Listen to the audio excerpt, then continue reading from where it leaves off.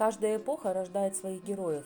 В военно-аристократической среде Среднего Жуза в племени Найманов в семье Батыра Кажагула, род Каракерей, в 1692 году родился мальчик, названный Ярасылом. Фольклор и народная память зафиксировала знания о нем как о батыре по имени Каракерей Кабанбай. В 7-летнем возрасте наследник рода пережил трагедию. В боях с джунгарами погиб его отец. Подростком при таких же обстоятельствах Ярасыл потерял старшего брата.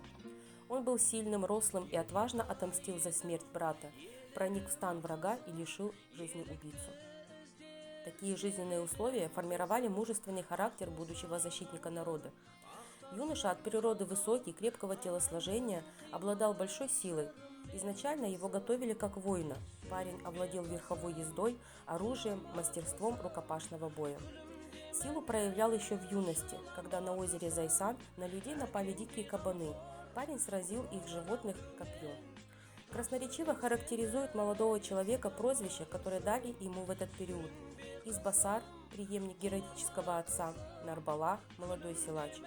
В 16 лет, как гласит предание, Ярасыл победил известного джунгарского батыра Долан-Даши. За всю жизнь он 54 раза выходил на поединки и ни разу не был побежден. Начинал как рядовой боец, но вскоре его выдвинули сначала в командира отряда, затем полка, а со временем герой вырос до полководца, который возглавил национально-освободительную борьбу.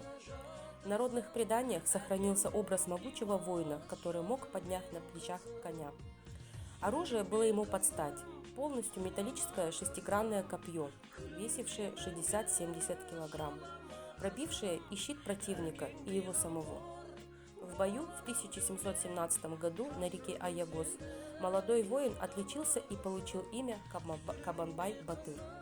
Казахский батыр превратил свое имя в боевой клич и символ освободительной борьбы.